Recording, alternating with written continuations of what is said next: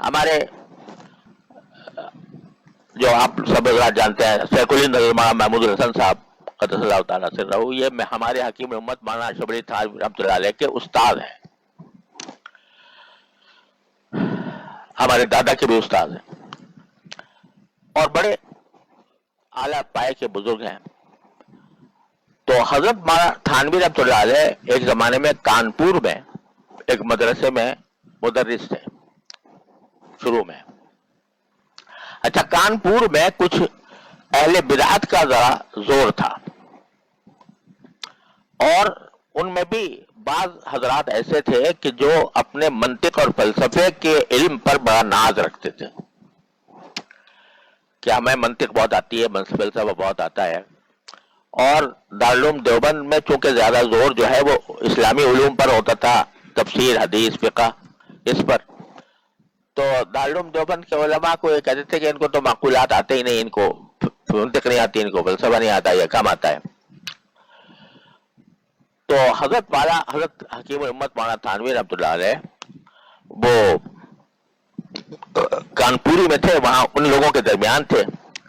تو حضرت کو یہ خیال آیا کہ ایک مرتبہ میں ایک ایسا اجتماع کروں جس میں ان حضرات کو بھی بلاؤں جو معقولات کے اپنے آپ کو امام سمجھتے ہیں، اور حضرت شیخ الہند کو بھی بلاؤں، حضرت شیخ الہند کا بیان کرواؤں۔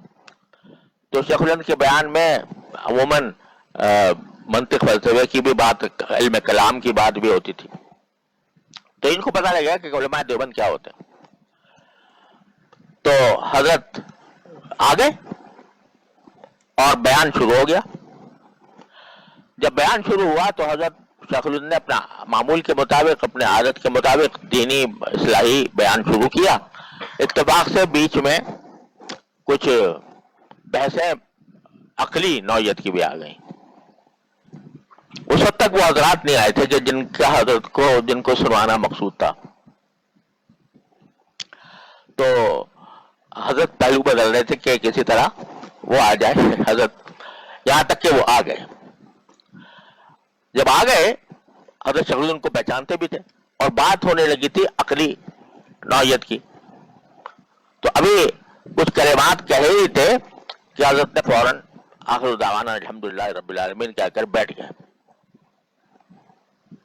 اب حضرت تھانوی رحمۃ اللہ بڑے پریشان ہوئے کہ جو وقت تھا ان لوگوں کے سامنے بات کرنے کا وہ گزر گیا۔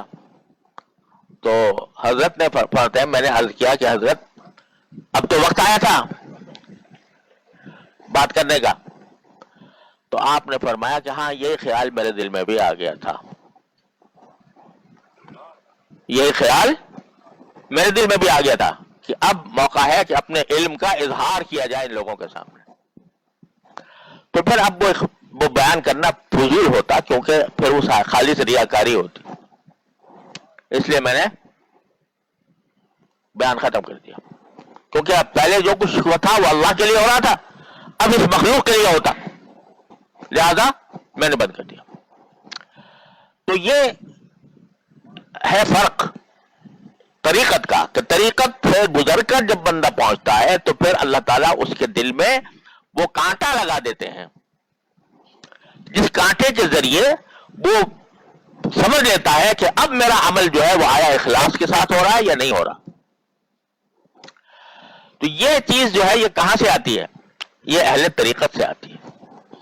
اب انہوں نے بھی کچھ رگڑے کھائے تھے اپنے کسی شیخ کے ساتھ رہ کر، اور تربیت لی تھی، تزکیہ کروایا تھا، تو یہ ذہن میں یہ بات وقت پر آ گئی۔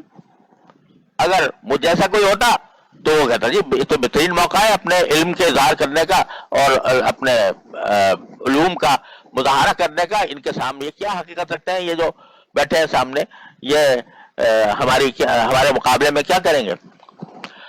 تو جہاں یہ بات آ جائے تو وہ اخلاص کے خلاف ہے۔ یہ اخلاص پیدا ہوتا ہے طریقت سے۔ طریقت کا مطلب یہ کہ کسی اللہ والے کے ساتھ کچھ وقت گزار کر اللہ تعالیٰ دل میں یہ احساس پیدا فرماتے ہیں